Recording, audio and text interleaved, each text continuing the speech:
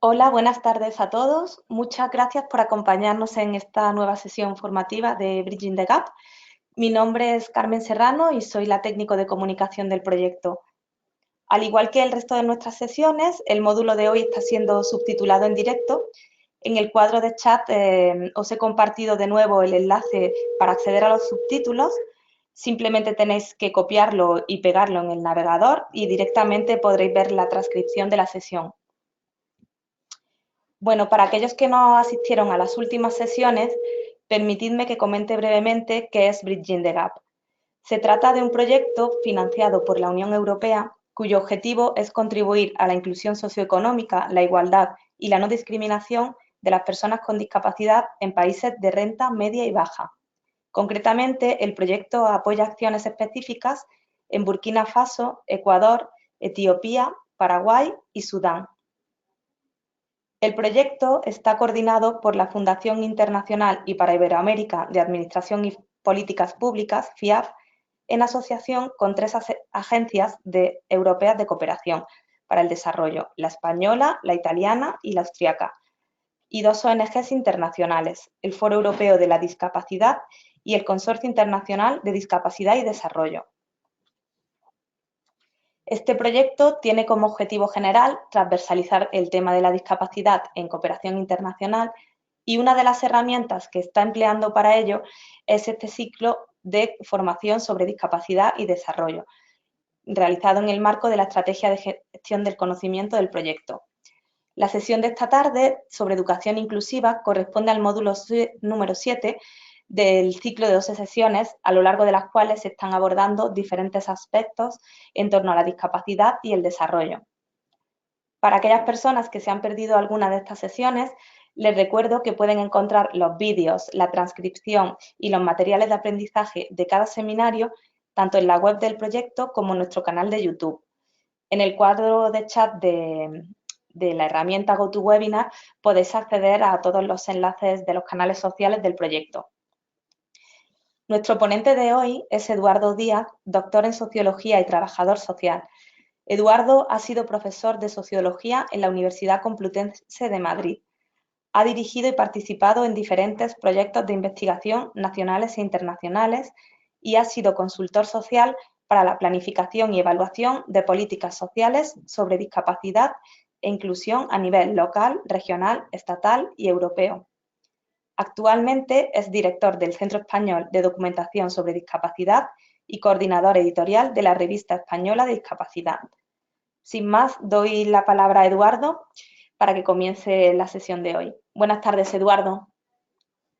Buenas tardes a todos y a todas. No sé si se me oye bien. ¿Sí? Sí, sí. Perfecto. Bueno, como indicaban, esta sesión trata sobre educación inclusiva y mi propósito es analizar la educación inclusiva o el estado de la cuestión de la educación inclusiva desde el ejemplo de la experiencia que tenemos en España, ¿no? En la diapositiva se puede observar los apartados o las partes que voy a tratar en esta presentación. En primer lugar, voy a hablar brevemente sobre educación y la relación que tiene el acceso o no a la educación y a la educación inclusiva en particular con la desigualdad por motivo de discapacidad y con la exclusión social por motivo de discapacidad. En segundo lugar, voy a recorrer la legislación internacional sobre educación inclusiva, fundamentalmente la Convención y las observaciones relativas a educación inclusiva, al derecho a la educación inclusiva del Comité de Derechos de las Personas con Discapacidad de la ONU. Y más en profundidad me voy a detener en la experiencia de la educación inclusiva en España. Por un lado, hablando sobre la evolución de la normativa, ¿no? Desde una perspectiva de educación segregada, ¿no? Del alumnado con discapacidad a la situación actual y los procesos y resultados educativos en relación con la transición de la educación, por así decir, segregada a una educación, a un modelo de educación inclusiva. Actualmente, además, en España hay podríamos decir, un conflicto, ¿no? Un momento de incertidumbre importante a la hora de dar ese paso, ese tránsito de la educación segregada a la educación inclusiva, porque hay una propuesta por parte del gobierno para hacer una adaptación hacia la educación inclusiva en un plazo de 11 años, y eso ha provocado una reacción, por así decir, tanto de centros de educación especial como de padres y madres de alumnado con necesidades educativas especiales que están en centros educativos especiales, segregados, ¿no? Por así decir. Por eso creo que es importante analizarlo y que pueda servir como ejemplo, ¿no? a esta situación para otros países en los que pueden llevarse a cabo experiencias similares. En primer lugar, como decía, es importante analizar qué implica la desigualdad en el acceso a la educación, ¿no? ¿Qué implica el acceso a una educación segregada, el acceso a una educación ordinaria, pero que no es enteramente inclusiva, ¿no? Que puede provocar, por un lado, un proceso de integración segregado, o puede provocar en muchas ocasiones una desigualdad que afecta tanto a los resultados, ¿no?, educativos de las personas con discapacidad, porque no han recibido los apoyos necesarios, como también puede afectar a la visión inclusiva que puede tener una sociedad a corto, medio y largo plazo, ¿no? Estamos todos de acuerdo en que la educación es la puerta de acceso, por así decir, de las personas hacia la ciudadanía y en las primeras etapas de nuestra vida, ¿no? Entonces, un acceso a la educación que pasa por ser segregado o pasa por ser integrado, pero no inclusivo, puede favorecer la desigualdad tanto en el sistema educativo como posteriormente en el acceso al empleo y la desigualdad social, ¿no? Y particularmente la desigualdad económica, ¿no? Las evidencias empíricas, ¿no?, y en particular en el caso de España, muestran que el mayor o menor nivel educativo de las personas con discapacidad, en este caso el menor nivel educativo, implica mayores dificultades de acceso al mercado laboral, ¿no?, aun controlando por tipo de discapacidad. Y las mayores dificultades de acceso al mercado laboral, sin unas políticas sociales de protección social suficientemente fuertes en los estados para poder garantizar las condiciones de vida de las personas con discapacidad, lo que hacen es generar una desigualdad social y económica, ¿no? Estas cuestiones se han tenido en cuenta a nivel internacional en diferentes, bueno, sobre todo tenemos como referencia la Convención sobre los Derechos de las Personas con Discapacidad de la ONU, pero las perspectivas de educación inclusiva son muy anteriores, ¿no? Y un hito importante en esta materia a nivel internacional es la Declaración de Salamanca de 1994.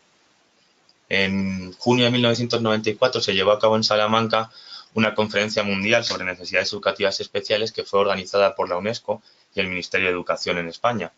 En este marco se adoptó la conocida mundialmente, ¿no?, como Declaración de Salamanca de la UNESCO, que hablaba sobre los principios, las políticas y las prácticas en la educación de las personas con necesidades especiales, ¿no? Esta declaración supuso un hito, ¿no?, fundacional, por así decir, de la educación inclusiva o de la visión y del reto internacional por la educación inclusiva del alumnado con necesidades educativas especiales, porque establecía, declaraba, ¿no?, que las escuelas ordinarias con una orientación inclusiva son el medio más eficaz para combatir, por un lado, las actitudes discriminatorias, es decir, reducir prejuicios, estigmas derivados de la discapacidad o de la visión de la discapacidad paternalista y como condición de inferioridad propia de un modelo médico. Y por otro lado, las escuelas ordinarias eran las más eficaces para crear entornos inclusivos, construir a posteriori, como decía, una sociedad inclusiva para todas las personas y lograr la educación y los resultados y los niveles educativos y la formación necesaria para todas las personas y en particular, en este caso, para las personas con discapacidad. Posteriormente, en el año 2006 se aprueba la Convención de los Derechos de las Personas con Discapacidad de las Naciones Unidas, ¿no? Y uno de los artículos más importantes y que se ha hecho especial hincapié, ¿no?, a nivel internacional es en el artículo 24, que versa sobre el derecho a la educación. Y hay que destacar la apuesta razonada y firme, y con una firme convicción, porque los Estados partes se comprometan con una educación inclusiva de las personas con discapacidad. Así, en los Estados partes, con miras a hacer efectivo este derecho a la educación y sin discriminación y sobre la base de la igualdad de oportunidades, se comprometen, ¿no?, con la Convención, los Estados firmantes, ¿no?, a asegurar un sistema de educación inclusiva a todos los niveles, y se asegura además que la educación pueda ser gratuita y en igualdad de condiciones para todas las personas, con los ajustes razonables, los recursos, los apoyos necesarios en todas las etapas educativas, apoyos que además han de ser personalizados para cada persona, cada alumno con necesidades educativas especiales derivadas de discapacidad. Asimismo, la Convención, el artículo 24, tiene una parte, ¿no?, una sección, ¿no?, que solicita o que pide a los Estados partes la garantía de acceso a la educación superior y a la formación profesional en igualdad de condiciones con las demás, que sea además en la comunidad en que las personas vivan, es decir, apuesta por una educación inclusiva y no por una educación segregada. 10 años después, ante las dificultades para que el Comité de Derechos de las Personas con Discapacidad observa para que los Estados parte puedan hacer efectiva ese derecho a la educación inclusiva, ¿no?, que observa, que indica la Convención en su artículo 24, como decía, el Comité de Derechos de las Personas con Discapacidad de la ONU, en su observación general 4, destaca la importancia de reconocer diferencias entre la exclusión, la segregación, la integración y la inclusión, ¿no? Centrándonos en este último, ¿no?, aceptando que la exclusión es estar fuera del sistema educativo, la segregación estar en un sistema educativo, por así decir, paralelo, ¿no?, como serían los centros de educación especial. La integración es estar en los centros ordinarios, pero no exactamente incluido. Habla de la inclusión como un proceso más de reforma sistémica, ¿no?, una transformación que no solamente opera o que no opera tanto en los alumnos, ¿no?, como en el propio sistema educativo, ¿no?, que implica cambios y modificaciones en su contenido, en sus métodos de enseñanza, en sus espacios, en sus instalaciones, sus enfoques, sus estructuras. Es decir, es una transformación global, ¿no?, del sistema educativo hacia una visión del mismo inclusiva con toda la diversidad, no solamente la diversidad por razón de discapacidad, ¿no?, sino también otras diversidades, ¿no?, como la de género o la diversidad, ¿no?, o las desigualdades también socioeconómicas, ¿no? Lo que se plantea es un espacio inclusivo en el que la escuela tiene un principio, por así decir, igualador, ¿no? Y la inclusión de los alumnos con discapacidad en las clases convencionales, ¿no?, que no son suficiente razón para la inclusión si no se realizan esos cambios estructurales y en la visión y la concepción de la enseñanza que se realiza en los centros ordinarios, ¿no? Más adelante, o actualmente, ¿no?, la Agenda 2030, los Objetivos de Desarrollo Sostenible que están dentro de la Agenda 2030 de la ONU, que aunque no tienen un carácter de instrumento jurídico vinculante, sí que señalan algunos compromisos y retos para los países, ¿no?, que estos se adaptan a su realidad, ¿no? Estos objetivos de desarrollo sostenible, en concreto su objetivo número 4, se centra en el reconocimiento del valor de la educación inclusiva, ¿no? El objetivo de desarrollo sostenible 4 indica que se ha de garantizar una educación inclusiva, equitativa y de calidad y promover oportunidades de aprendizaje durante la vida para todos. En concreto, este objetivo cuenta con dos metas específicas, ¿no? Una que habla sobre todo de transformar los sistemas educativos y otra que se centra en la adecuación y accesibilidad de las instalaciones y los entornos inclusivos, ¿no? En este caso, la meta 4.5, en el primer caso, habla de asegurar el acceso igualitario a todos los niveles de la enseñanza y la formación profesional, incluidos en ese acceso las personas con discapacidad. La meta 4A habla de construir y adecuar instalaciones educativas que tengan en cuenta las necesidades de los niños y las personas con discapacidad para generar entornos educativos inclusivos. Pues bien,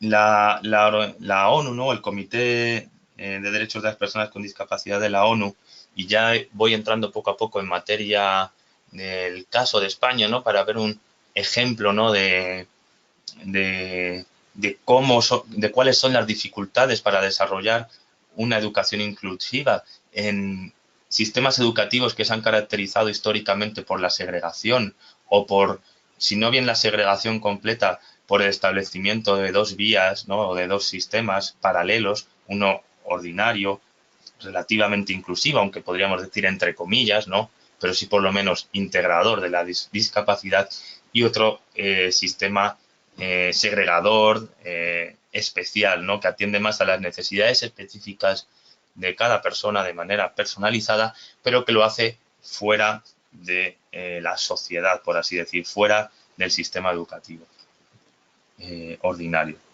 En ese sentido, el Comité de Derechos de las Personas con Discapacidad de la ONU ya hacía en el año 2011 a España varias observaciones, ¿no? En este caso, la observación 43, cuando España se examinó por parte del Comité de Derechos de las Personas con Discapacidad de la ONU en el año 2011 en relación con el grado de cumplimiento de la Convención, indicaba que el comité, ¿no? Su preocupación, porque había algunos casos, algunas prácticas, ¿no? En las que había un incumplimiento de la obligación de realizar ajustes razonables requeridos para personas con discapacidad, para alumnado con discapacidad en los centros ordinarios, había segregación, había exclusión por razones económicas que justificaban esa discriminación o se justificaban incluso la no escolarización en el sistema de educación ordinaria por algunos alumnos con necesidades educativas especiales en contra de la voluntad de sus padres, ¿no? O contra el criterio de sus padres, ¿no? El comité indicaba, ¿no? Reiteraba que negarse a realizar ajustes razonables para el alumnado con necesidades educativas especiales suponía discriminación, ¿no? Y que esos ajustes razonables eran una obligación por parte de los estados que firmaron la convención, y en este caso por parte de España, ¿no? Más recientemente, en 2007, el Comité de Derechos de las Personas con Discapacidad estuvo en España realizando un estudio amplio, entrevistándose con muchas personas, visitando bastantes centros educativos, ¿no? Y realizó un dictamen, un informe sobre la educación inclusiva en España, en el que indicaba, observaba, que pese que a las estadísticas del Ministerio de Educación que indicaban un porcentaje alto de inclusión educativa, o mejor dicho, de alumnado escolarizado en centros ordinarios, se observaba, ¿no? Que se perpetuaba un patrón de segregación educativa discriminatorio basado en la discapacidad, ¿no? Observaba además que en el sistema educativo español no estaba incorporado el modelo de derechos humanos de la discapacidad y que había una falta de acceso a la educación inclusiva y de calidad para para las personas con discapacidad, ¿no? Indicaba que la inclusión, entre otras muchas cuestiones, que se entendía, ¿no? como como un principio, una tendencia, un método pedagógico y no como un derecho, ¿no? El personal docente no tenía suficientemente interiorizado el derecho a la educación inclusiva de las personas con discapacidad. Indicaba asimismo que esas prácticas se mantenían a pesar de la inconsistencia con la Convención y perpetuaban un sistema de segregación discriminatorio hacia las personas con discapacidad, y que entre sus efectos uno de ellos era la invisibilización de estas personas, dejándolas fuera del sistema general, lo que suponía una identificación, una estigmatización de partida, ¿no? Que Además, se incorporaba a las personas y se prolongaba durante su ciclo vital. Ya no suponía un efecto estigmatizador en las primeras etapas de la vida, sino que se prolongaba a lo largo del ciclo vital y suponían una segregación y una exclusión de los espacios de ciudadanía para las personas con discapacidad. Por todo ello, el comité instaba al Estado español, por un lado, a eliminar esa excepción de educación segregada en la legislación educativa, que como veremos existe, y a eliminar además la segregación educativa de estudiantes con discapacidad o el sistema de segregación educativa, tanto en una unidad dentro de una misma escuela como en centros educativos especiales. Pues bien, esto es lo que indicaba el Comité de Derechos de las Personas con Discapacidad de la ONU en relación con el cumplimiento de la Convención sobre los Derechos de las Personas con Discapacidad en España en materia de educación inclusiva, ¿no? Pero es importante conocer la historia de cómo se ha desarrollado o cómo poco a poco se está realizando un tránsito del sistema educativo español hacia un modelo de educación inclusiva, siempre con contradicciones, ¿no? Y que repercute a varios niveles, ¿no? Por un lado, es importante analizar la evolución normativa, por otro lado, la evolución efectiva y real del alumnado en el sistema educativo ordinario y la evolución, ¿no?, hacia un modelo integrador de la discapacidad en ese sistema. ¿Cómo afecta esto, por otro lado, a los niveles educativos, es decir, a los resultados educativos? Y, por otro lado, ¿qué supone ahora mismo estar en este proceso, podríamos decir, de transición, ¿no?, entre, que supone además una contradicción sistémica, ¿no?, dentro del sistema educativo, ¿no?, entre, podríamos decir, un modelo de educación segregada que poco a poco va teniendo menor peso, ¿no?, dentro del sistema educativo, pero que persiste, ¿no?, y que es bastante fuerte, y, y la incorporación paulatina, ¿no?, o la instauración paulatina de un sistema totalmente inclusivo, ¿no? ¿Qué resistencias se encuentran? ¿Qué conflictos de intereses? Cosas que vamos a ver más adelante y que suponen, por así decir, una experiencia que hay que analizar cuidadosamente y con rigor, atendiendo siempre a las necesidades, ¿no?, y a los intereses de los menores con discapacidad y de sus familias, pero también tratando, pues, sobre todo, de tener la suficiente sensibilidad para que ese tránsito a la educación inclusiva no suponga ni un miedo ni una inseguridad para las familias, ¿no?, de este alumnado con discapacidad, que en muchas ocasiones han terminado derivados a la educación especial porque han tenido experiencias en centros ordinarios que no han sido ni mucho menos inclusivas, sino que han sido estigmatizadoras, ¿no?, y que han sido bastante desafortunadas, podríamos decir, ¿no? Para ello, es importante conocer, en primer lugar, de dónde venimos, ¿no? Y de dónde venimos tanto en las prácticas, ¿no?, relacionadas con la educación o en un sistema educativo en España, y por otro lado, cómo la normativa se ha ido adaptando a esas prácticas educativas, ¿no? Hay que pensar y hay que recordar que entre el año 1939 y el año 1975, realmente 1977, en España vivimos bajo una dictadura, ¿no?, la dictadura franquista, lo que implicó un retraso en comparación con, con otros países europeos, ¿no?, en relación con la adquisición y el ejercicio de los derechos, en este caso los derechos de ciudadanía, entre ellos el derecho a la educación, no solamente de las personas con discapacidad, sino de toda la población. El Estado, la administración pública no era suficientemente fuerte, no había desarrollado un estado de bienestar, ¿no?, como otros países europeos, que pudiera garantizar los derechos sociales, civiles y mucho menos los políticos, porque no existían, ¿no?, de los ciudadanos y las ciudadanas en nuestro país, ¿no? En ese sentido, pensar en la educación de las personas con discapacidad en España en el siglo XX es pensar en una escolarización segregada, en una escolarización paralela a la educación ordinaria, ¿no? Y así la Ley General de Educación de 1970, aún en la dictadura franquista, contemplaba esa escolarización en un sistema paralelo al ordinario, dando continuidad a un modelo que ya existía. Es decir, las personas con discapacidad estaban segregadas, marginadas de los espacios educativos y lo que se desarrollaban eran iniciativas, a veces iniciativas públicas, pero otras veces iniciativas de las propias asociaciones que se habían creado por parte de las familias para dar cobertura a unas necesidades educativas y de apoyo de las personas con discapacidad, ¿no? Se generó un sistema paralelo al ordinario que contemplaba con buenas intenciones, pero la educación o los apoyos educativos a las personas con discapacidad, en particular en las discapacidades intelectuales o las pluridiscapacidades, desde una perspectiva de beneficencia, ¿no? No se contemplaba esa educación de las personas con discapacidad como un derecho.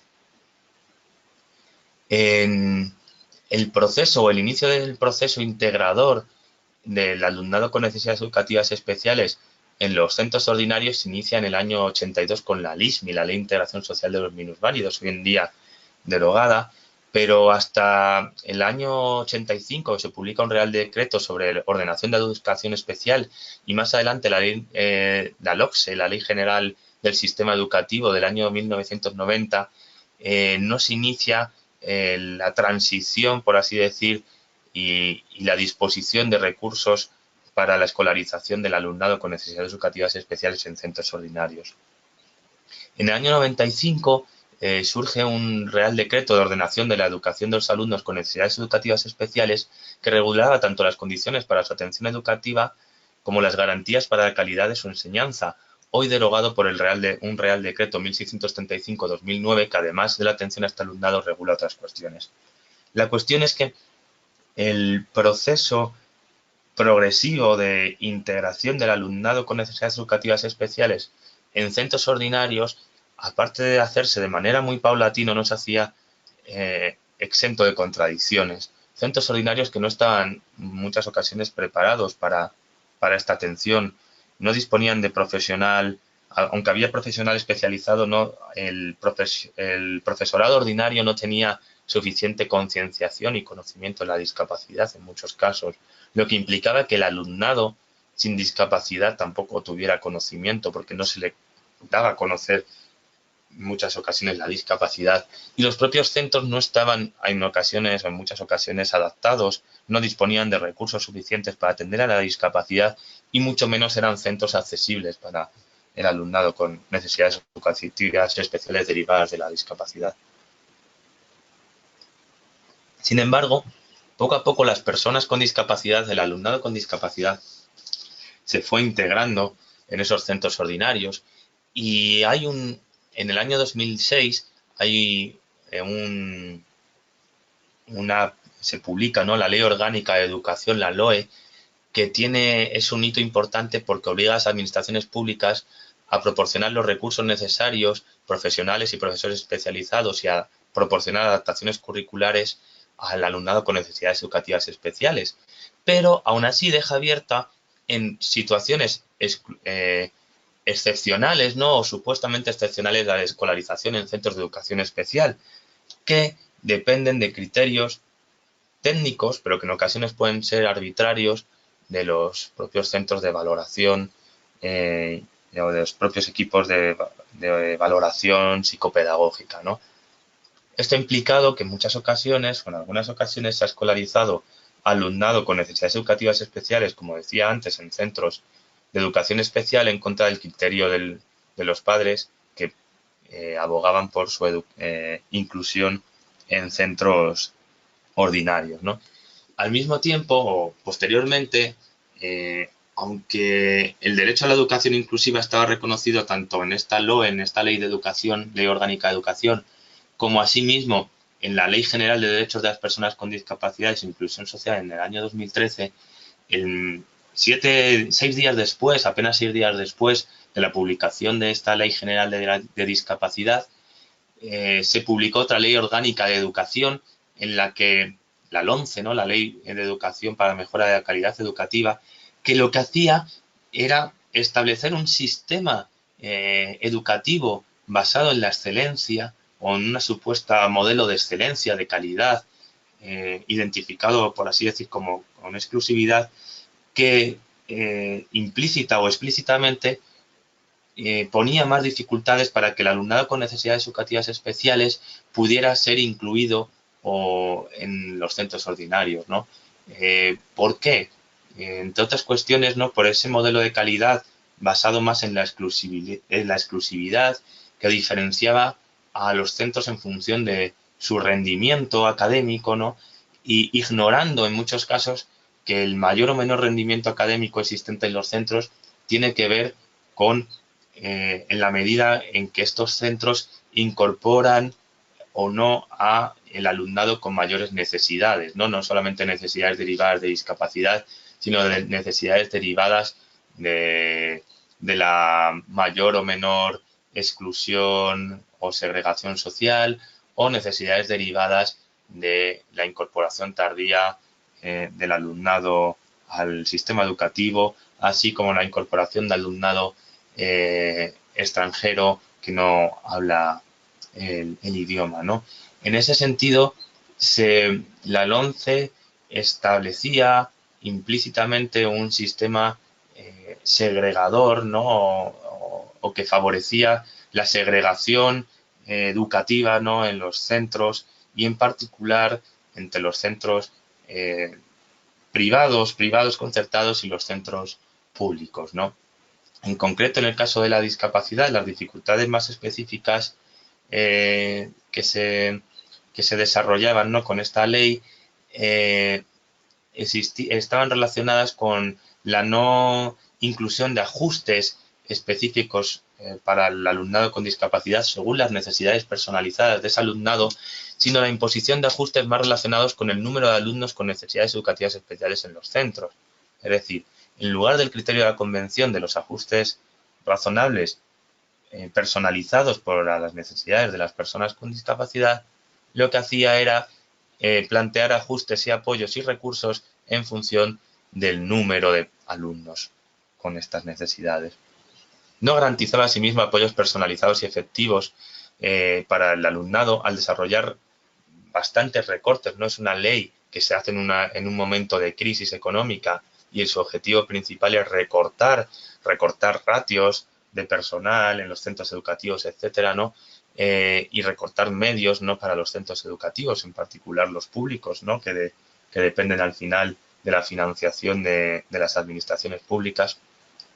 Imponía además un sistema de reválidas de acceso a secundaria, bachillerato, incluso también en el primer ciclo de primaria, que dificultaba o que podía discriminar al alumnado con discapacidad, sobre todo aquel con dificultades en el aprendizaje, para la continuidad, ¿no? De las etapas educativas o el acceso a las diferentes etapas educativas.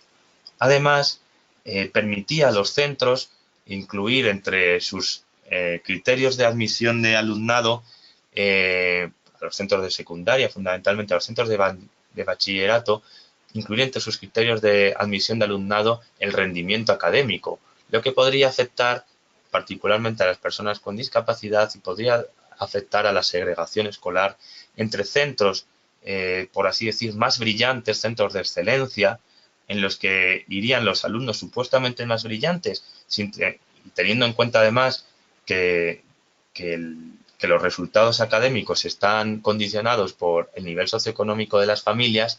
Por un lado serían centros de mayor poder adquisitivo y centros de segregación en aquellas familias con menores poder adquisitivo o con mayores dificultades de inclusión por motivo de discapacidad, por dificultades de aprendizaje, por cualquier otra tipo de necesidad educativa especial. En ese sentido, en este recorrido, ¿no? Por la legislación educativa en España, ¿no? Y del alumnado con necesidades educativas especiales, se aprecia una evolución, ¿no? Hacia una inclusión educativa, pero que no está exenta de contradicciones, ¿no? Al igual que el resto de la normativa de discapacidad, ¿no? Que aboga por la inclusión, pero que aún genera espacios segregados y genera contradicciones para esa inclusión, ¿no? Y a veces recorte de derechos, podríamos decir, ¿no? Así, el artículo 74 de la LOE, como decía antes, contempla la educación especial como excepcional, pero deja la puerta abierta para la existencia, igual que el artículo 18.3 de la Ley General de Derechos de las Personas con Discapacidad. Y de la misma manera, como decíamos, la LOMCE genera limitaciones y condicionantes para la igualdad de acceso al sistema educativo en sus diferentes etapas, lo que particularmente se agudiza en el caso de las personas con discapacidad, ¿no? En ese sentido, lo que hace el sistema, por un lado, deja la puerta abierta a un sistema segregador, ¿no? O a un sistema de educación especial, ¿no? Aunque supuestamente sea excepcional, ¿no? Pero eh, deja la existencia abierta a ese sistema, pero por otro lado reduce las capacidades de los centros educativos, la provisión de medios, apoyos, recursos, profesorado para poder garantizar una educación verdaderamente inclusiva. ¿Cómo se traduce esto? Pues si analizamos la situación del sistema educativo, podemos comprender, ¿no?, en qué medida la legislación afecta y ha afectado, así como las prácticas educativas, a tener progresivamente una mayor inclusión educativa, pero al mismo tiempo esa inclusión educativa no tiene su correspondencia en poder denominar al sistema como de educación inclusiva, ¿no? Es decir, progresivamente el alumnado se ha ido incorporando a los centros ordinarios, pero no se ha proporcionado una educación enteramente inclusiva, ¿no? A continuación os voy a mostrar algunos datos para eh, enseñaros, ¿no?, o mostraros cómo ha evolucionado la educación inclusiva, ¿no?, y las políticas educativas o la práctica de esas políticas en España, ¿no? Por un lado, es importante analizar la tasa de alumnado con necesidades educativas especiales, ¿no? Por lo general, a lo largo de los años, ¿no?, de los últimos 20 años, la tasa ha estado alrededor del 2% del total del alumnado, ¿no? Y hay una diferencia sustancial a partir del curso 2015-2016, que esa tasa ha subido hasta el 2,6%. Como España es un sistema, es un Estado que se organiza a través de comunidades autónomas, ¿no?, regiones que tienen tienen transferidas las competencias en materia de educación, se observan además muchas desigualdades en esa tasa de alumnado con necesidades educativas especiales, llegando a estar en algunas comunidades autónomas en el 5 o incluso el 6% y en otras comunidades autónomas apenas en el 1 o en 1,5%. Lo que quiere decir que en este caso, en primer lugar, una diferencia fundamental en el sistema educativo son las desigualdades o las dificultades que existen en muchas comunidades autónomas por falta de recursos, por sistemas inadecuados, de detectar al alumnado con necesidades educativas especiales derivadas de una discapacidad o que no son a lo mejor actualmente discapacidad, pero que en el futuro, si no se atienden adecuadamente, pueden originar una discapacidad. Por otro lado, y en ese sentido también es importante recordarlo, ¿no?, ese alumnado con necesidades educativas especiales puede estar incorporado a centros ordinarios o a centros de educación especial segregados, ¿no? Aunque la evolución ha sido hacia la inclusión educativa, aún en el momento actual es insuficiente, ¿no?, el número de personas o la proporción de personas que están escolarizados en educación inclusiva, ¿no? Si en el año 85-86, cuando se realiza esa reforma o ese Real Decreto sobre educación especial, había 101.000 niños en educación especial, que eran el 33% del total de alumnado con necesidades educativas especiales matriculado. En el curso 2016-2017, el último que se tiene datos, se había reducido hasta 35.000, que suponían el 17% del total de alumnos con necesidades educativas especiales. Es decir, el 83% estaría ya incluido.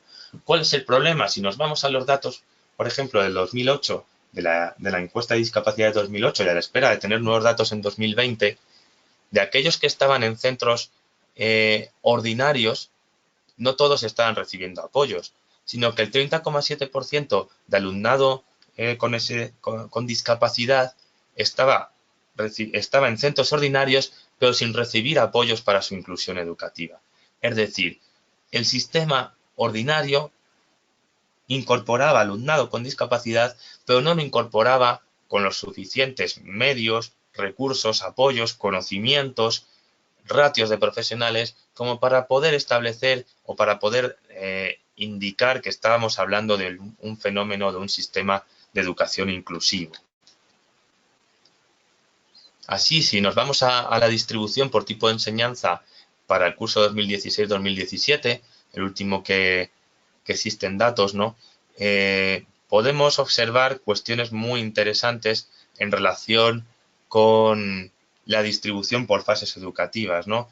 Si, como decíamos, casi el 17% estaba en educación especial, podíamos ver cómo entre la educación primaria y la educación secundaria obligatoria el peso del alumnado con necesidades educativas especiales era similar en torno al 3%, pero al acceder al bachillerato, a la educación no obligatoria, a la educación previa a la universidad o la secundaria de segundo ciclo, existía una especie que podríamos denominar de efecto embudo, ¿no? O de cuello de botella, en el que el alumnado con necesidades educativas especiales era expulsado o es expulsado cotidianamente, ¿no? O habitualmente de la educación previa a la educación universitaria para ser incorporado a otros programas formativos, ya sean de FP básica o otros programas formativos de educación especial o a programas específicos de educación especial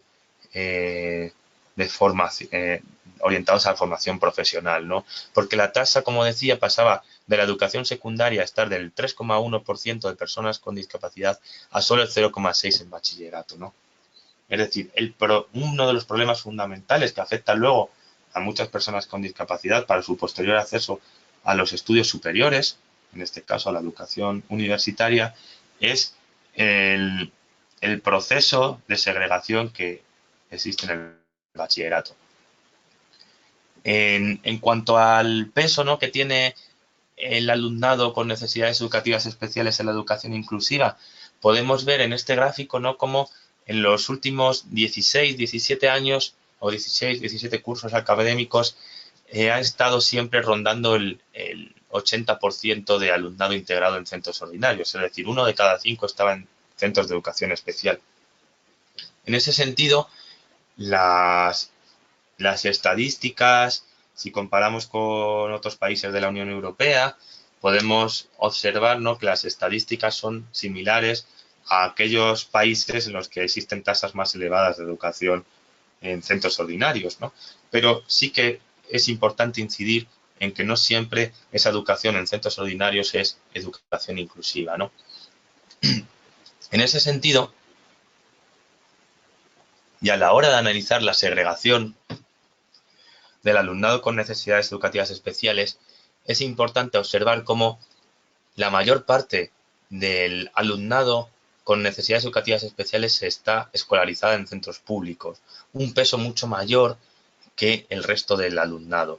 Y fundamentalmente es importante destacar cómo apenas alumnado con necesidades educativas especiales está en centros privados no concertados, es decir, no financiados por la administración pública, que en la medida, una vez que son detectados en este alumnado, suele ser expulsado, por así decirlo, puede ser enviado a los sistemas, al sistema educativo público o a los sistemas segregados de educación especial segregada. Si analizamos el peso de la educación especial en función de centros públicos y centros privados, podemos observar, como se aprecia en esta tabla, ¿no?, que la mayoría del alumnado en centros públicos, el 85%, está en centros integrados, ¿no?, y solamente el 15% en educación especial. Sin embargo, en los centros privados concertados, el peso de la educación especial es del 31%. ¿Qué quiere decir esto? Que buena parte del sistema educativo, por así decir, el sistema educativo paralelo, ¿no?, de los centros de educación especial, no son centros públicos, sino que son centros privados con financiación pública, pero centros privados, ya sean de asociaciones, de entidades ligadas a la Iglesia o de otras entidades privadas, que en ese proceso, ¿no? O en ese sistema de educación especial cuentan también con algunos intereses económicos, ¿no? Que hay que tener en cuenta a la hora de analizar luego todo este fenómeno de rechazo que está existiendo a la transición hacia la educación inclusiva, ¿no? Si analizamos al alumnado que está integrado, ¿no? En los centros extraordinarios en función del tipo de discapacidad, podemos reconocer cómo el sistema educativo ordinario integra mucho mejor algunas discapacidades que otras, ¿no?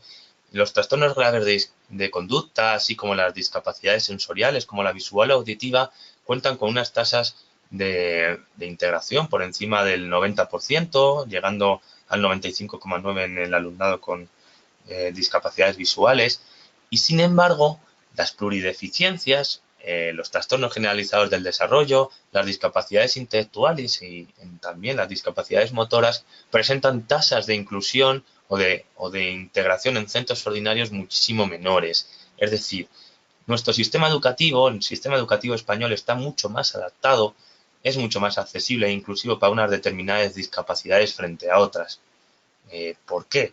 Porque los recursos, o porque por un lado algunas discapacidades requieren más recursos, pero por otro lado se han centrado a veces más los recursos en dar respuesta a unas determinadas necesidades frente a otras, ¿no? O no se han dado impulso a la cobertura de las necesidades o la cobertura de suficientes recursos para dar respuesta a las necesidades de parte del alumnado con necesidades educativas especiales. Antes ya he comentado, y me salto esa gráfica porque ya he comentado el caso, ¿no? o la comparativa con Europa, ¿no? Pero a la hora de analizar la educación inclusiva creo que es importante tener en cuenta dos cuestiones fundamentales, ¿no? Por un lado, hablar del acceso a la educación como un proceso y por otro lado, hablar de la educación como resultados, ¿no?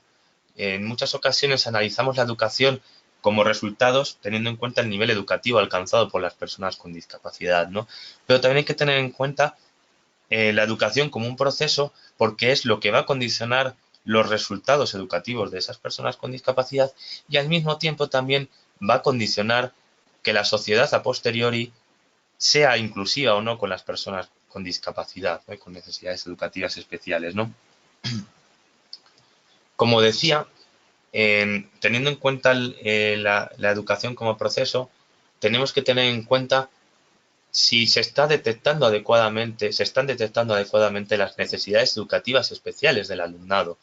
En muchos casos, esas necesidades educativas especiales no implican una discapacidad, sino que pueden ser preventivas de la discapacidad, es decir, una detección de necesidades específicas puede ayudar a prevenir discapacidades futuras o dificultades de aprendizaje que pueden afectar al desarrollo del alumnado a lo largo del ciclo educativo.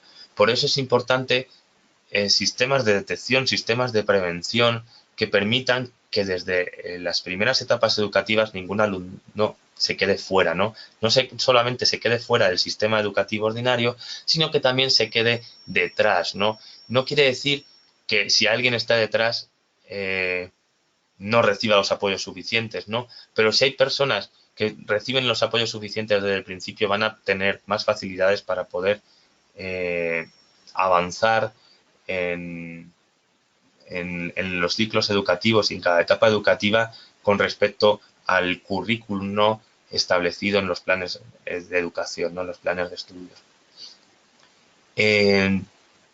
Lo que demostrábamos, ¿no? Y lo que veíamos con los datos que enseñaba en los gráficos y tablas anteriores es que la educación pública en España, aunque tiene un peso mucho más bajo que en otros países, sigue siendo clave, es muy importante para garantizar la educación del alumnado con necesidades educativas especiales en centros ordinarios, lo que da cuenta del efecto inclusivo y la importancia, ¿no? de la existencia de sistemas de educación públicos para garantizar una educación inclusiva e igualitaria como por la que aboga la Convención de la ONU, ¿no? Como decía, ¿no? Y como mostraba antes, los centros privados apenas incorporan alumnos con necesidades educativas especiales y esa tasa, ¿no? de centros concertados, ¿no? Con financiación pública, pero privados, se debe más a los conciertos de centros de educación especial que a centros ordinarios que incluyen alumnado con necesidades educativas especiales. Sin embargo, es importante destacar y mantener y tener siempre en cuenta que la escolarización en centros ordinarios no es una condición suficiente para hablar de educación inclusiva, porque como veíamos, el 30% del alumnado no recibía apoyos aunque estaba escolarizado en centros ordinarios en el año 2008, ¿no?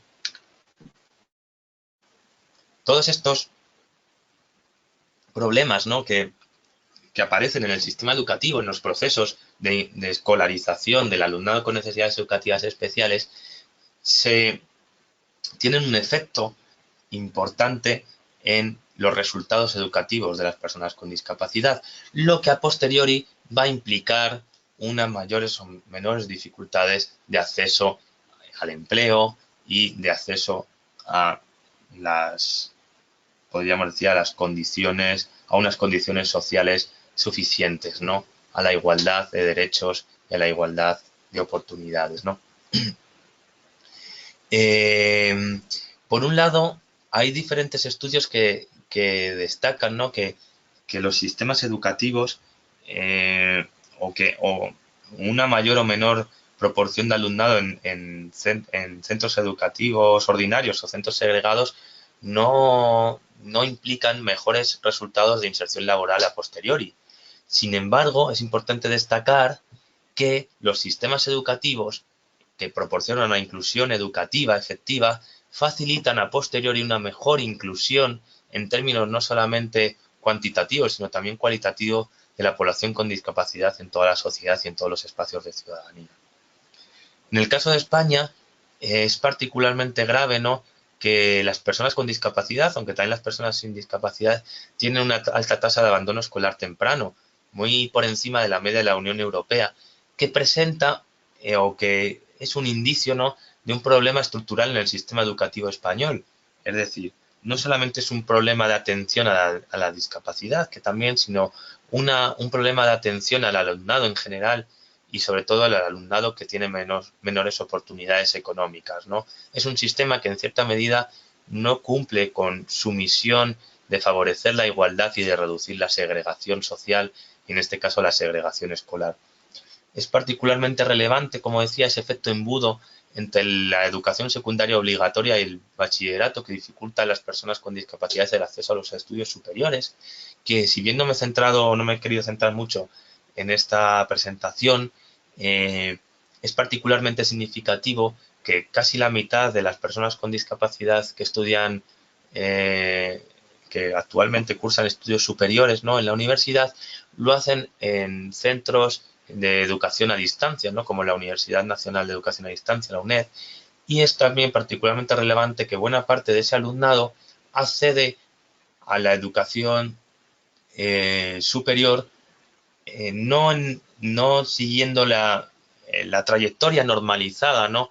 sino que lo hacen el acceso a la educación superior, a la educación universitaria, lo hacen en la edad adulta. Pues, por ejemplo, con pasados los 25 años, con una vez que han tenido que volver al sistema educativo después de que el sistema educativo en etapas anteriores les hubiera expulsado, ¿no?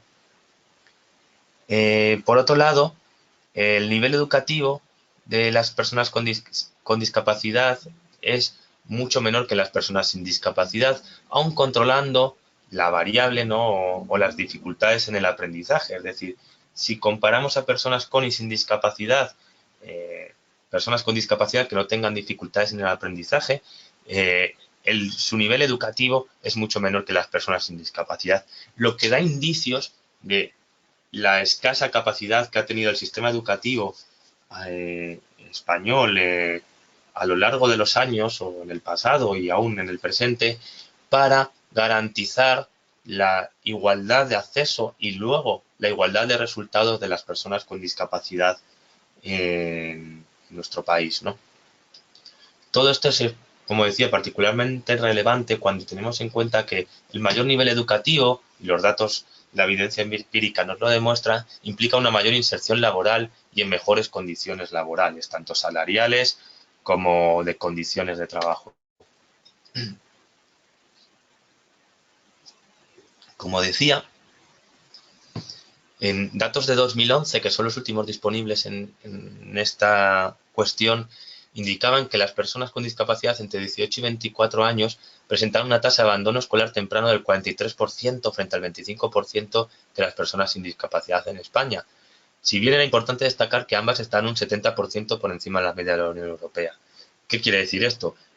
Que por un lado, el, el sistema educativo español eh, tenía un problema importante a la hora de garantizar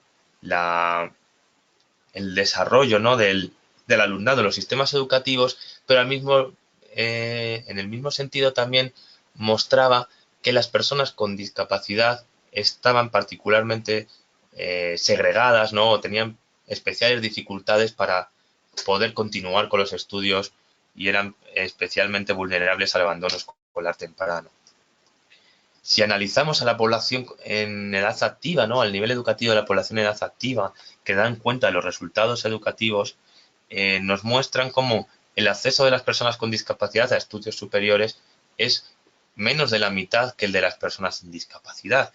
Aun a cuenta que en esos estudios superiores o en esa población de personas con discapacidad que pueda tener estudios superiores, se está contabilizando a personas con discapacidades adquiridas después de su ciclo educativo, ¿no? Lo que se muestra sobre todo es un efecto, eh, un efecto, ¿no?, de la discapacidad en el nivel educativo, ¿no?, que evidencia la desigualdad de acceso a los niveles educativos por razón de discapacidad. Si analizamos a la población especialmente joven, ¿no?, entre 16 y 30 años, también seguimos observando, como se puede ver en este gráfico, que existen desigualdades en el acceso a los niveles educativos entre los jóvenes con y sin discapacidad, y particularmente si tenemos en cuenta o si controlamos o si tenemos en cuenta a los jóvenes con discapacidad sin dificultades para el aprendizaje básico. Si consideramos que esas personas no están teniendo dificultades en el aprendizaje, pero no están alcanzando los niveles educativos iguales que la población sin discapacidad, estamos observando que existe una discriminación, unas dificultades específicas para la población, al alumnado con discapacidad en nuestro sistema educativo.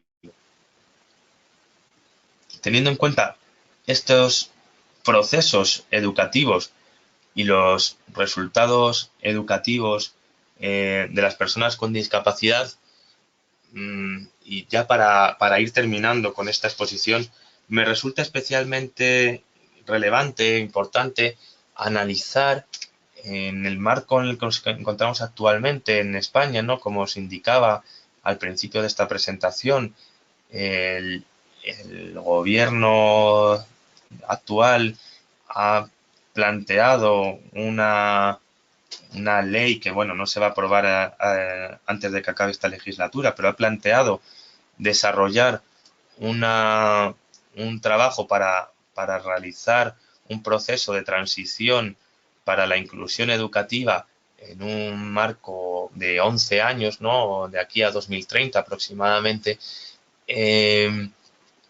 Ha implicado, ¿no?, este proceso, y ha habido mucha desinformación al respecto, ¿no?, ha implicado, como decía, un levantamiento y una serie de protestas hacia el gobierno y hacia los grupos específicos y asociaciones que abogan por la educación inclusiva por parte tanto de centros de educación especial como de profesionales de la educación especial y de padres y madres que llevan a sus hijos a la educación especial. En ese sentido, y a priori, ¿no?, y antes de hablar de todo este tema, creo que lo importante en casos como este tipo que requieren de negociación y de buscar puntos de acercamiento entre posturas que actualmente son enfrentadas o están enfrentadas.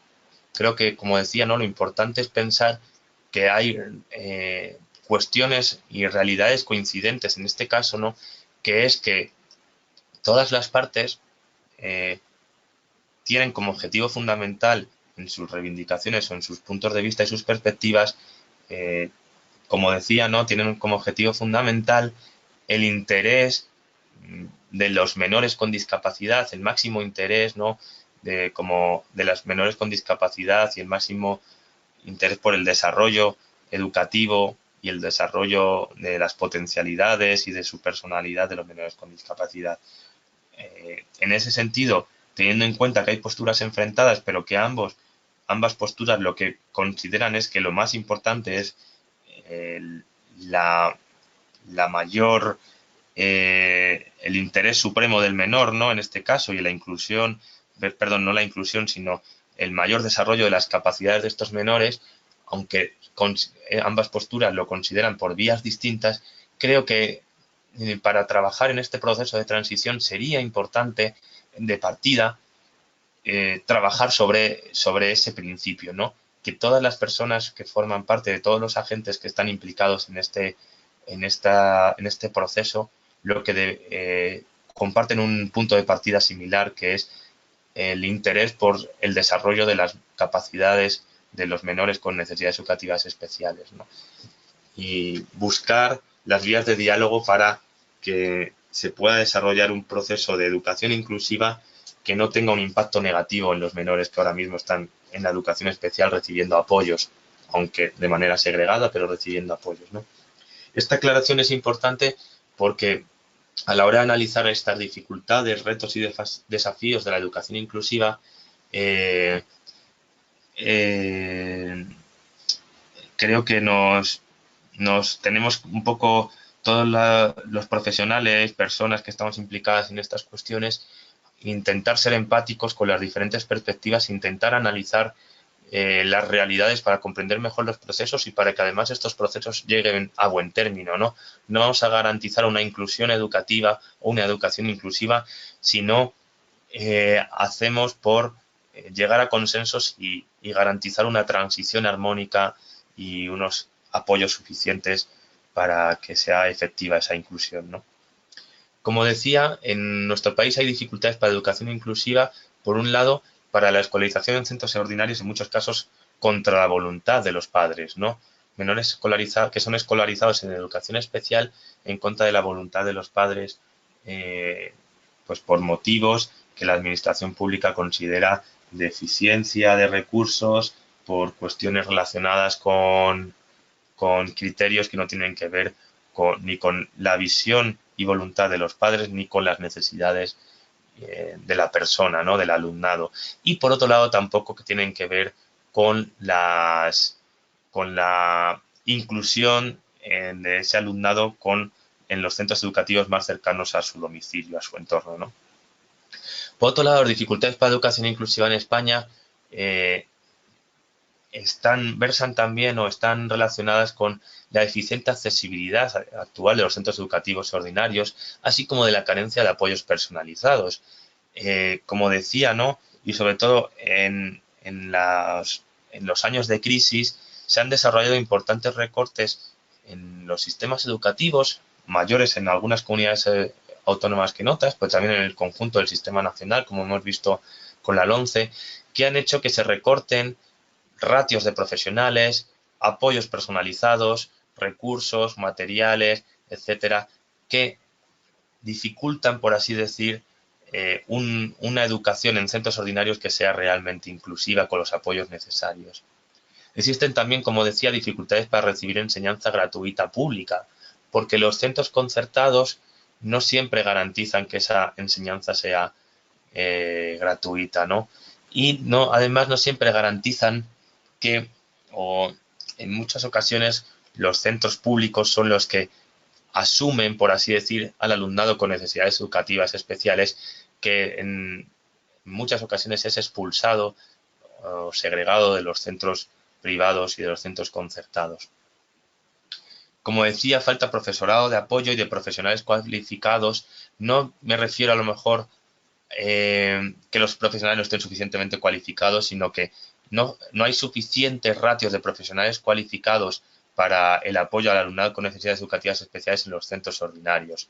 Faltan además adaptaciones curriculares y al mismo tiempo, y un problema muy importante que en muchos casos no se está teniendo en cuenta, las malas experiencias de educación de alumnado con necesidades educativas especiales en centros ordinarios, es decir, experiencias de integración en centros ordinarios que no son centros inclusivos, hacen que los alumnos, los menores con discapacidad, sufran situaciones de acoso escolar por razón de su discapacidad, que revelan experiencias traumáticas que en muchos de esos casos han sido los que han originado que a posteriori familias opten por que sus hijos vayan a la educación especial. Es decir, si no hay una suficiente concienciación tanto del profesorado como de los propios centros, si no hay centros verdaderamente inclusivos a todos los niveles, tanto en lo estructural como en los medios, como en lo simbólico, no vamos a poder hablar de educación inclusiva, porque puede haber integración en los centros, pero puede haber acoso escolar y segregación y exclusión dentro de los centros o marginación, ¿no? Creo que estas dificultades son importantes destacarlas, ¿no? En el caso del conflicto abierto ahora mismo entre educación especial e inclusiva en nuestro país, creo que hay 4 factores fundamentales, ¿no? Que hay 4 dimensiones, ¿no? Que es importante tener en cuenta, ¿no? Hoy ahora mismo, bueno, ha habido manifestaciones, ha habido protestas, ha habido escritos, ¿no? Contra este proceso de transición hacia una educación inclusiva.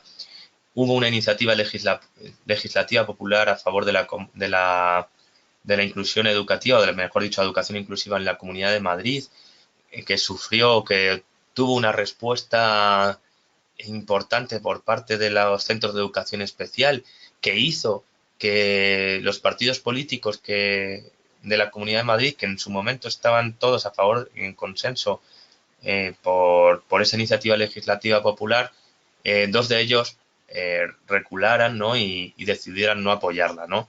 En ese sentido, en ese conflicto que indicaba, ¿no? Hay 4 cuestiones fundamentales que tener en cuenta que tienen que ver con los intereses que tienen los diferentes agentes, ¿no? Por un lado, existe un miedo y resistencias de las familias de alumnado en centros de educación especial a que su inclusión en los colegios ordinarios suponga un deterioro en su atención.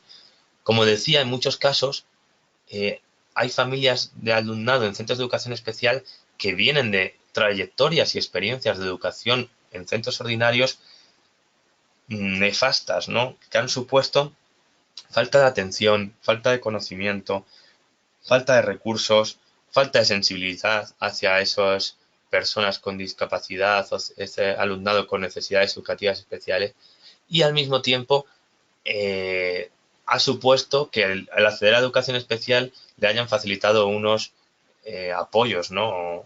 Y en ese sentido, es importante tener en cuenta las necesidades de estas familias, ¿no? Por otro lado, hay intereses corporativos, ¿no? Como decía, buena parte de la educación especial está impartida por centros de educación especial, perdón, por centros privados, centros concertados, y, y hay intereses, ¿no? Empresariales, ¿no?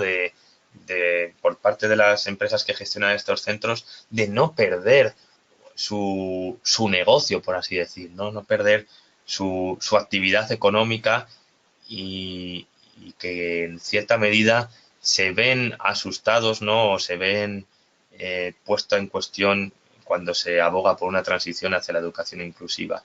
Al mismo tiempo, los propios profesionales de los centros de educación especial generan resistencias, ¿no? Y miedos a perder sus puestos de trabajo. Son profesionales especializados en la atención al alumnado con necesidades educativas especiales, con los apoyos específicos y se genera cierto miedo, ¿no? a esa inclusión, perdón, a esa transición a la educación inclusiva.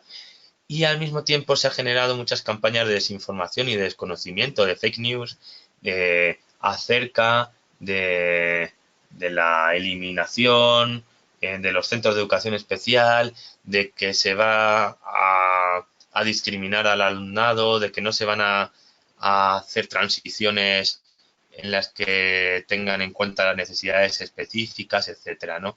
Y en ese sentido es importante tener en cuenta que esas fake news que están condicionando el debate están perjudicando gravemente a los intereses del conjunto de alumnado con discapacidad y del conjunto del sistema educativo, ¿no?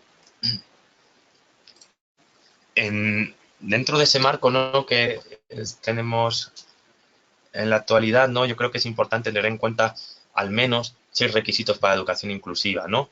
Y que tenemos que tenerlos presentes y siempre presentes y previamente, ¿no?, a hacer ese proceso de transición hasta que garantizar que el 100% del alumnado esté en centros ordinarios, ¿no? Por un lado, tenemos que contar con recursos económicos y medios técnicos y materiales suficientes, con dotaciones y equipamientos accesibles para que los centros puedan ser inclusivos. Se tiene que contar también con suficientes profesionales en esos centros ordinarios. Aparte de profesionales de apoyo, se precisa una formación adecuada de los profesionales no especializados, es decir, de los tutores, los profesores de las materias básicas, de las materias especializadas, que permitan tener una sensibilidad y un conocimiento de la discapacidad para la atención y los apoyos no específicos, sino también generales, y las adaptaciones de las aulas y de las adaptaciones de las enseñanzas para que sean inclusivas para todo el alumnado. Por otro lado, como decía, no es muy importante el cambio de actitudes hacia la diversidad y la inclusión, tanto en el alumnado como en el profesorado, para prevenir el bullying y el acoso escolar, porque hay estudios que revelan que buena parte del alumnado con discapacidad en centros ordinarios, al menos en el caso de España, ha sufrido experiencias graves o muy graves de acoso escolar. Asimismo, una transición hacia una educación inclusiva ha de ser paulatina, prudente, ha de informar bastante bien de en qué consiste este proceso, ¿no? Y ha de incorporar y transferir el conocimiento y la experiencia de esos centros de educación especial a los centros ordinarios, así como incorporar a los profesionales de dichos centros a establecer y realizar los apoyos en los centros ordinarios. Todo el conocimiento que a lo largo de estos años se ha desarrollado en los centros de educación especial ha de ser valorado, conocido, respetado y transferido, incorporado a las prácticas educativas que se realicen en los centros ordinarios.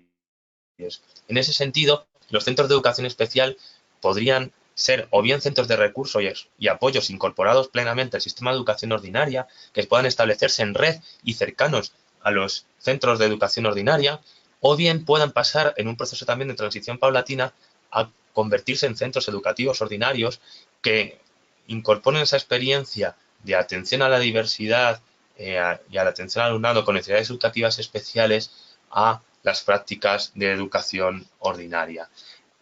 En ese sentido, yo creo que hay muchísimos retos para la educación inclusiva y que un cambio de modelo o la consolidación de un modelo tan importante en una realidad tan importante como es la educación requiere trabajar bastante bien todas las dimensiones, todas las variables que entran en juego, todas las necesidades, miedos, temores y específicos, ¿no?, que tienen los diferentes agentes que forman parte del sistema educativo, de la comunidad educativa, para que no para que la respuesta que dé el sistema educativo a las personas con discapacidad y para que el modelo de educación inclusivo que dé garantice que nadie se quede fuera ni que nadie se quede atrás. En conclusión, y para finalizar con esta presentación, que espero que no se haya hecho excesivamente larga, aunque quizá me he extendido un poco más del plazo previsto, ¿no? En resumen, ¿no?, creo que las desigualdades, o creo que hay que destacar que las desigualdades en acceso a la educación, como decía al principio, son el primer eslabón de otras desigualdades sociales, las laborales, las económicas, etcétera, y que la falta de educación inclusiva es el primer paso para que una sociedad no sea inclusiva, porque no va a reconocer y no va a saber adaptar o, o constituirse como sociedad abierta e inclusiva hacia toda la población y hacia todas las necesidades, ¿no? Como hemos visto, la escolarización en el sistema ordinario, que en el caso de España es de 4 de cada 5 alumnos, es una condición necesaria, pero no es una condición suficiente para la inclusión, pues hacen falta recursos profesionales y un cambio en la concepción del propio sistema educativo que incorpore e integre los conocimientos específicos para atender a las personas con discapacidad, pero que cambien el modelo de educación y que desarrolle un sistema que no sea tan competitivo, sino que sea integrador de todas las realidades y todas las necesidades.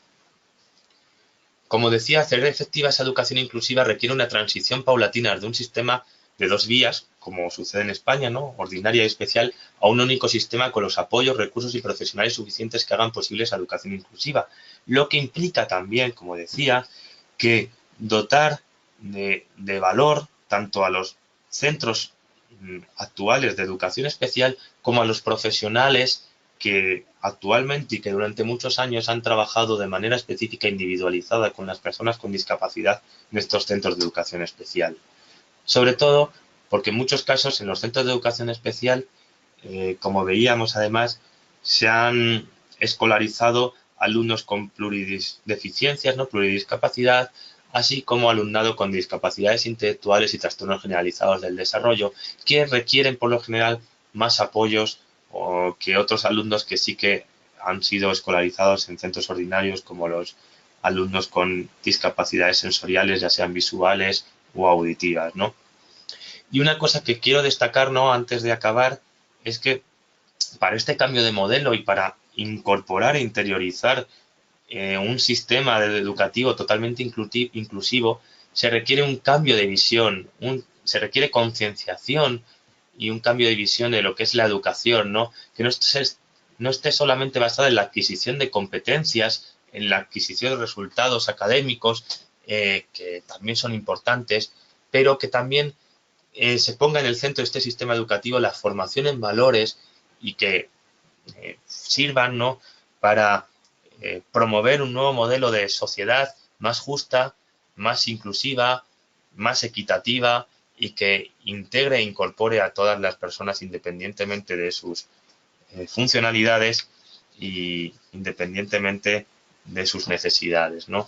Favoreciendo que todas las personas reciban los apoyos que necesitan para sus necesidades, para satisfacer sus necesidades y que puedan desarrollar al máximo sus proyectos de vida, sus trayectorias por un lado educativas y posteriormente sus trayectorias laborales o sus trayectorias sociales. Nada más, muchísimas gracias y nada, espero que os haya resultado interesante. Muchas gracias, Eduardo. Pues tenemos todavía tiempo para responder a un par de preguntas que han dejado aquí. Te las voy comentando. Una es de Ignacio Velo en relación con la polémica que has comentado del cambio de modelo de educación inclusiva en España. Y, Ajá.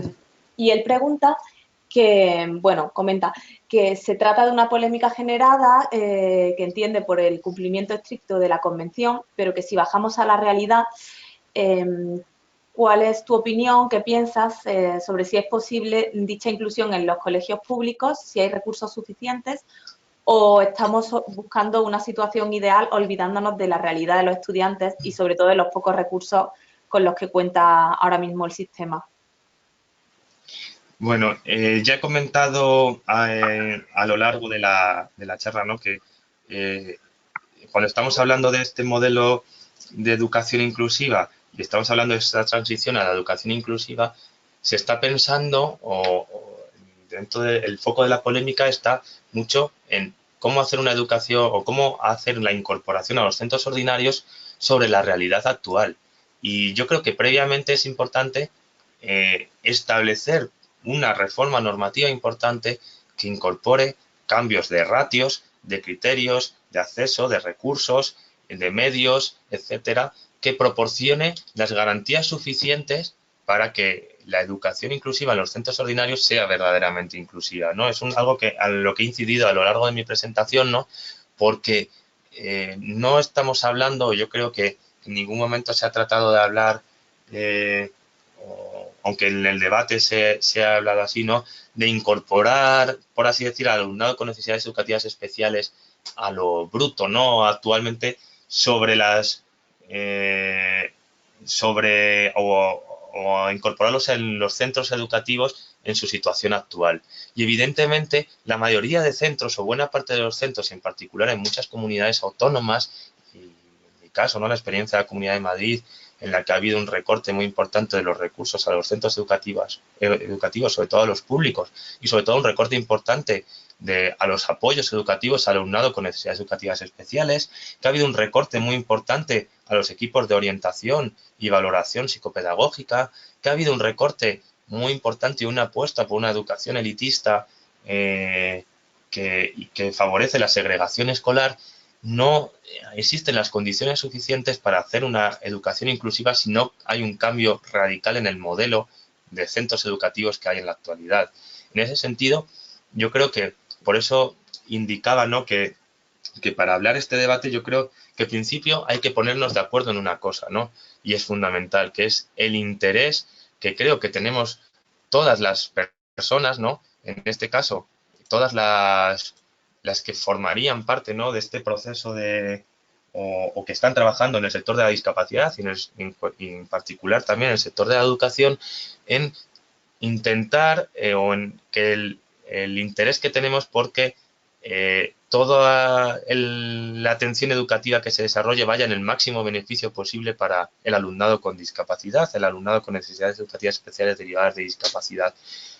Que las vías que unos y otros agentes implicados que conciban son distintos, hace que tengamos que ponernos de acuerdo en muchísimas cuestiones para llegar a consensos y a llegar a los mejores resultados que sobre todo repercutan en beneficio del alumnado con necesidades educativas especiales, que creo que es algo que no se nos puede olvidar, ¿no? Que es el alumnado con necesidades educativas especiales el que ha de ser atendido bajo los mejores criterios posibles y ha de ser incorporado e incluido bajo unas condiciones que garanticen su satisfacción, que garanticen sus necesidades y que garanticen su inclusión en la educación y en la sociedad.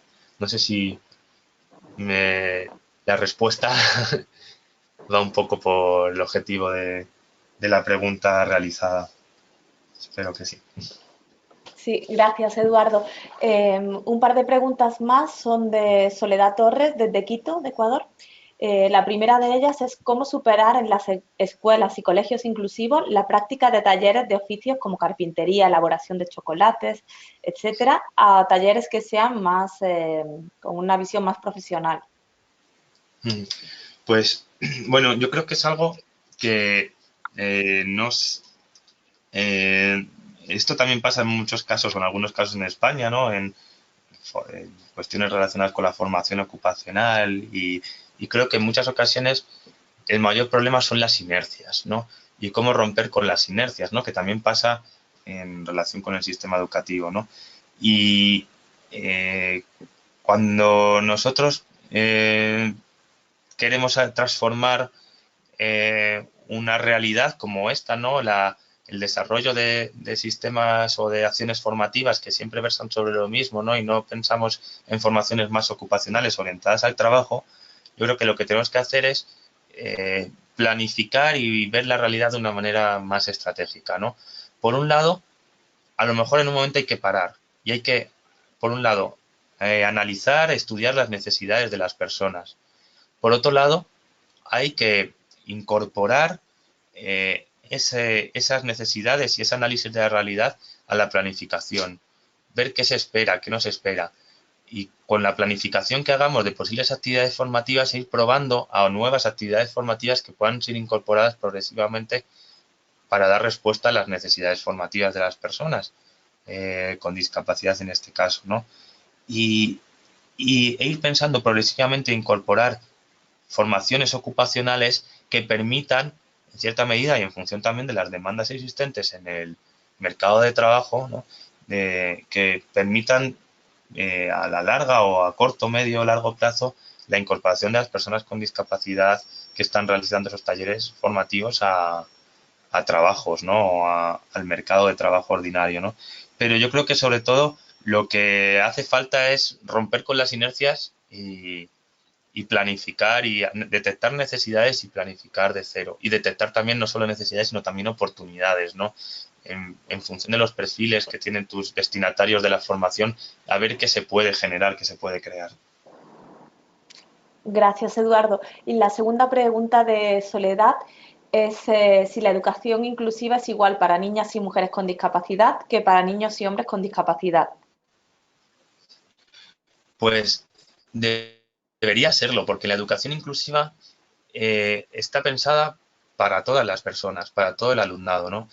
Y, bueno, los Objetivos de Desarrollo Sostenible 2030, ¿no? Están hablando de la educación inclusiva no solamente de la perspectiva de la discapacidad, sino desde una perspectiva general de todo el alumnado y sobre todo también inciden muchísimo en las desigualdades y en la discriminación de género, ¿no?